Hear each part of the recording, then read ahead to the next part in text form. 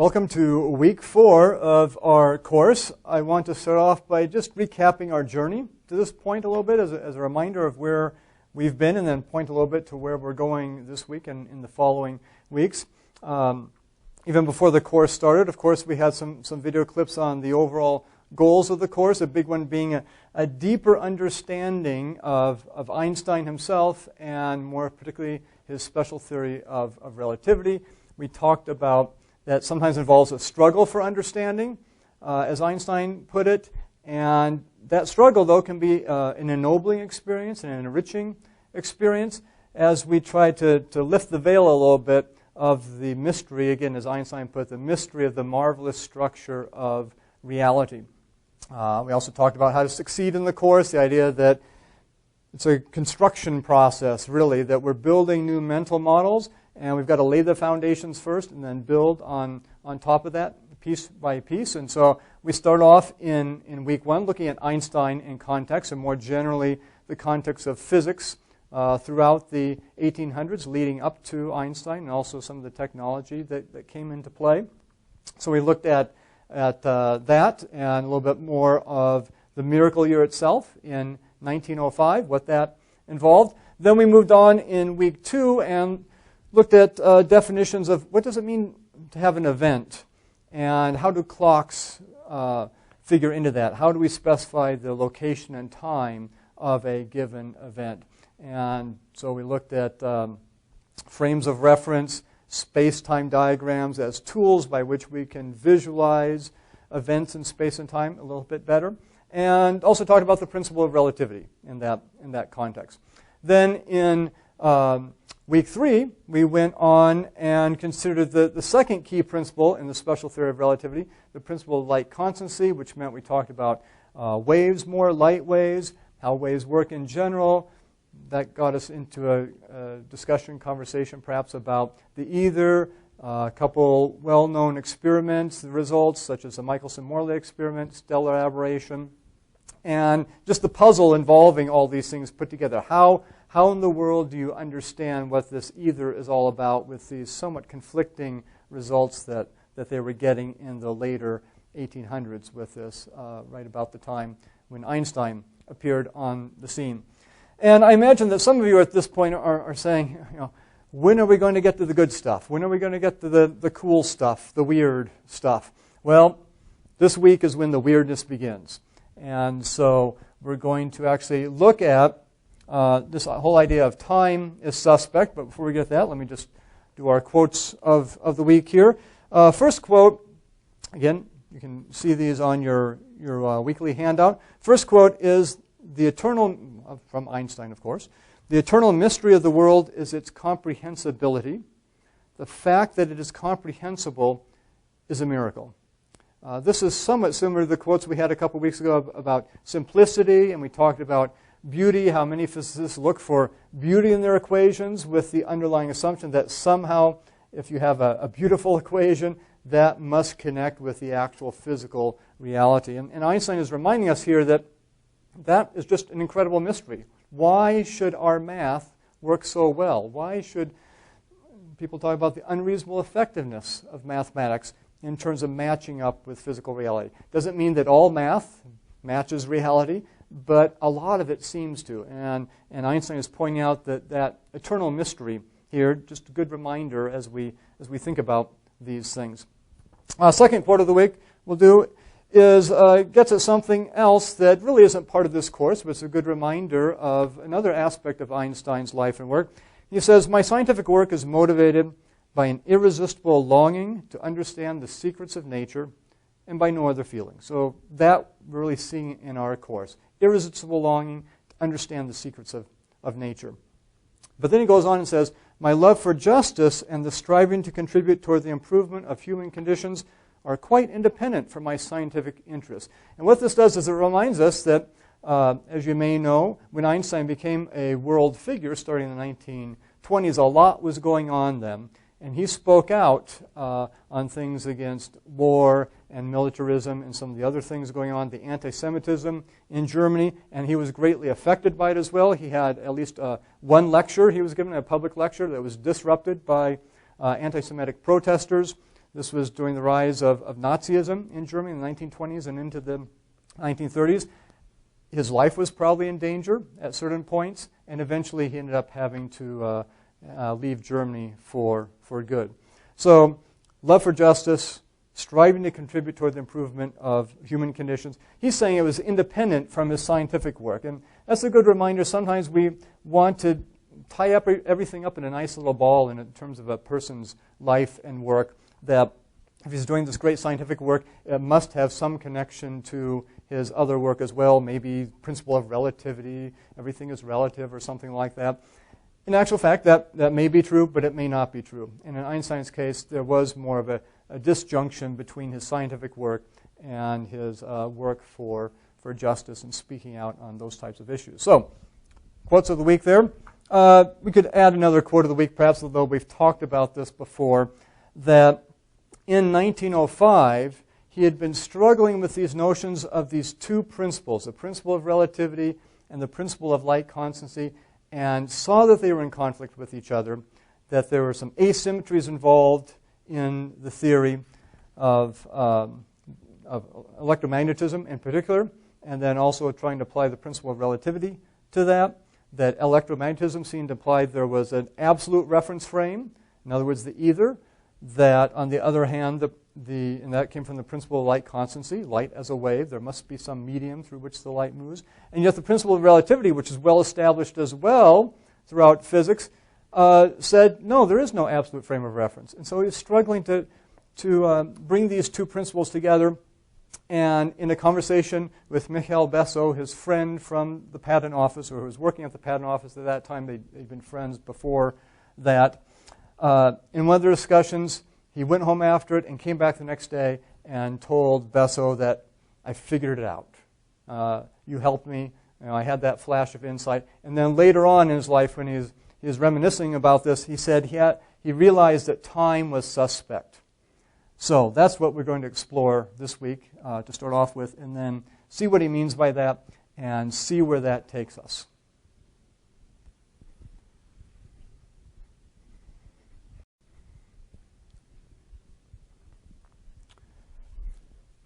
Okay, first thing we want to look at in terms of this whole idea of time being suspect, which really has to do with the relativity of simultaneity, whatever that means. We'll be getting into that. We're going to do a number of thought experiments here, and although normally I encourage you to take notes, I provide handouts with spaces for notes, and you can do the diagrams as I do them on the board. There are a lot of diagrams here. I don't want you to have to rewrite the same diagram over and over again, so I provided a handout with the diagrams on them so that you can take notes on the diagram in this case, if you like, while we do it on the board, so we can point out the key features and so on and so forth. So we're going to start off with diagram 1, and we're back to Alice and Bob here. And so we've got Alice's spaceship and Bob's spaceship. We haven't drawn them as spaceships. We'll imagine they're either spaceships or inside each spaceship. So these things here are clocks. Okay, so here's Alice's spaceship. Here's perhaps the front. Here's the back of the spaceship. And she has two clocks, one at the front and one at the back. They're synchronized, of course, in her frame of reference. Bob has a similar situation. He has his spaceship and Alice's spaceships are identical in terms of the same length. He also has two clocks, one at either end. They're synchronized with each other, so they read correctly, are always reading the same thing according to Bob. And at this instant in time here, everything is 0. So we're starting off with the clocks reading 0. In other words, time on Alice's clocks is 0, time on Bob's clocks is 0. And then in the middle of each spaceship, the exact middle here, or we should say exactly between the two clocks, we have a little apparatus that can shoot out a light pulse in either direction. So it can shoot out a light pulse that direction and that direction at exactly the same time. And same thing for Bob down here. And so we have light pulses shot in opposite directions. They obviously travel at the speed of light, at speed c. And we just want to analyze what's going to happen here. Well, we have the clock set up so that when a light pulse reaches the clock, it sets a little trigger, takes a photograph, and records the time on that clock. Same thing for this clock and Bob's clocks as well. So here's our initial situation. Light pulses are shot in opposite directions. Alice and Bob are stationary in this first scenario that we're looking at. Nobody's moving. They're just sitting right next to each other, and they each do the experiment. The light pulses are set off at exactly the same time, so Alice's light pulses go off, Bob's light pulses go off at the same instant in time. And of course, we could verify that if we had a photographic clock right here in between them, such that they could take a picture and verify that, yes, they did go off at exactly the same instant in time because they're at the same location in space there. And just have to put a clock there that would indicate if they were shot exactly at the same time. So they're shot off. What happens next? So this is the first part of diagram 1. Let's imagine then that, carefully erase our light pulses here because they have now been shot off. And if we could imagine, we have one sort of about right there going that direction and right here going this direction. And same thing down here for Bob with our light pulses. In other words, they would track exactly, right? This light pulse would track with this one would track with that one. Assuming the light gun, as it were, is exactly in the center, we know the light pulses are going to reach the clocks on the ends at exactly the same time. So we'll draw that in here next. We'll say, okay, they've actually reached the end here. This one has reached there. This one has reached there. And this one has reached there. Clearly, everything is symmetrical. Nobody's moving. The light clocks all trigger at the same time. So should have erased these zeros before, because obviously when they're midway going towards the clocks would no longer be a zero. They'd be at some value in between. So here we are. Then when they reach the clocks, we'll say, okay, this is time t sub a on that clock. And of course, since Alice's clocks are synchronized, it'd be at time t sub a on that clock. And for Bob's clock, this would be time t sub b. And of course, over here on his clock, it'd also be t sub b, assuming that the distances are equal in terms of the amount, the length traveled by each light pulse. So you'd say, well, what's the big deal? Really, there is no big deal at this point. We're just reminding ourselves what would happen if everybody was stationary at this point. Okay, that Alice would see her clocks trigger at TA. Bob would see his clocks trigger at TB. Everything is stationary. Everything is symmetrical. So TA would equal TB, and there'd be no problem at all. Nobody would worry about anything about their clocks being synchronized or whatever else. Okay, so that's that situation. This would also work if you just wanted to do paintballs, say, instead of light pulses. Obviously, the paintballs would not be traveling at speed c, but everything being stationary, one paintball going that way, one paintball going this way, one paintball going that way, one paintball going that way, they'd end up splattering on the clocks at exactly the same time, TA and TB. What we're going to do then in the next video clip is, and we're going to break this whole analysis into many more video clips than perhaps we've done in the past, just because we want to make haste slowly, as it were, not go too fast here, and also be able to look at each diagram carefully as we go along. So that's our first diagram 1. Again, perhaps not too surprising, not too weird or anything like that. Alice and Bob, stationary. We expect the clocks to be triggered at the same time, and everybody reads the same thing. So in our next one, though, we're actually going to put things in motion a little bit and then see what happens. We'll do a paintball example first, and then we'll come back to our light pulses.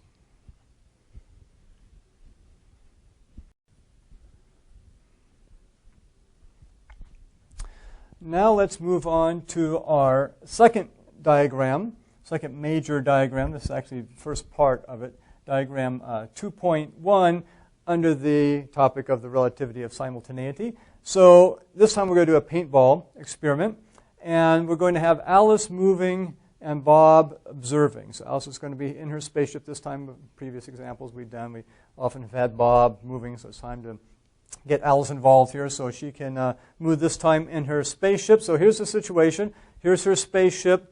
similar to what we had before in the previous video clip, but just 2 clocks at the end of it, some sort of apparatus in the exact middle such that it can shoot one thing one way, another thing the other way. She is moving, the whole spaceship is moving with velocity v, so this whole thing is moving to the right here.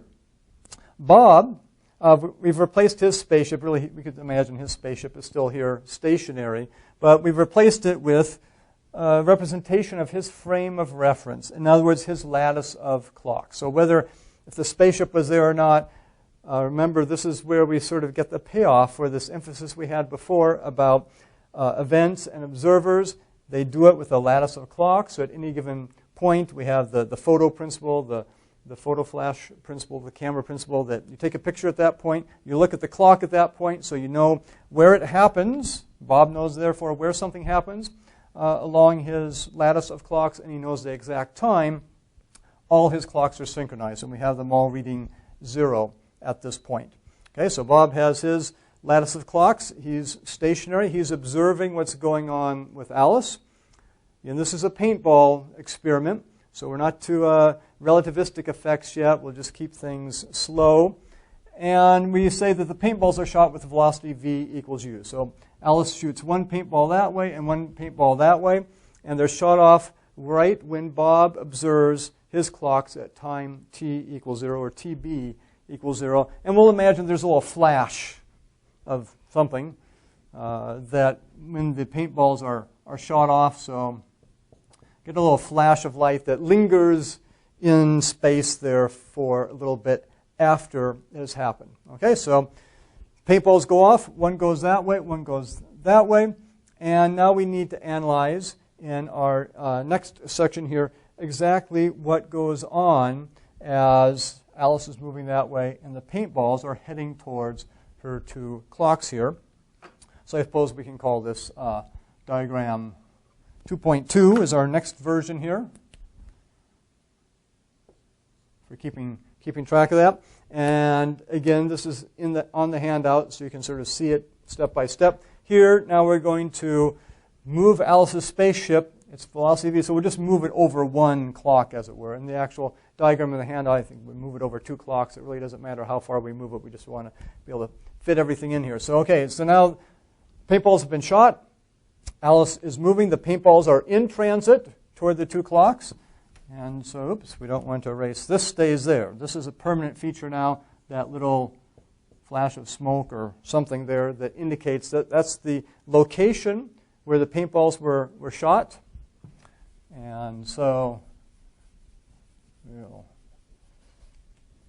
redraw this part now. So we've moved Alice over. She started off right here, so let's move her with the right color here. So now her spaceship goes here. Make sure I get, so we was 3, 1, 2, 3. So she's now at 4 here like that. Okay, so her clock is here now, and clock is here now. The apparatus that shot the paintballs has now moved over 1 clock, as it were. So it's still here, sort of something like that, sitting there. And the actual paintballs, remember, this is the position they were shot at. So if we're observing from Bob's perspective, this paintball is going to be a little bit, traveling that way. And this paintball over here is going to be also traveling that way, someplace in between. Once the paintballs leave that apparatus, this end, of course, of Alice's spaceship is traveling away from it. Remember, it's traveling with velocity v in that direction. This end is traveling towards this paintball. So we might expect that this paintball will hit first, and that paintball has a far longer way to go to catch up to that clock, might hit second. But we have to remember for regular objects like paintballs, or if you're throwing a ball, the velocities add. So even though this paintball was shot at velocity u with respect to the paintball gun here, it also, the paintball gun itself was moving with velocity v when it was shot with velocity u, and therefore the velocity of this paintball, we'll write it in red, is going to be u plus v. Meanwhile, for this paintball, the paintball apparatus, the gun, was moving that direction with velocity v. It was shooting it this way with velocity u, and so its velocity is going to be u minus v for this paintball. So this paintball will actually be traveling more slowly. This paintball will be traveling more quickly. And the end result is it will cancel out. And in our next diagram, we'll draw them. They'll hit at exactly the same time there. So let's put this like this. And so you can see it in your own diagram on the handout. We're just going to, in this case, we'll move over one more space in terms of the clocks, Bob's clocks here, and see something like this. So this is what it looks like in transit. We call this diagram 2.2. The paintballs are in transit. Again, the key thing here is this paintball, even though this clock is moving away from it, it's moving faster than this paintball where this clock is moving towards it with velocity v. So they end up in our next diagram. Remember, this is the initial launching point. They end up in the next diagram. Let's see, so where were we here? I think we're now here. We start off 1, 2, 3, 4, so we're right here in terms of Alice's spaceship now.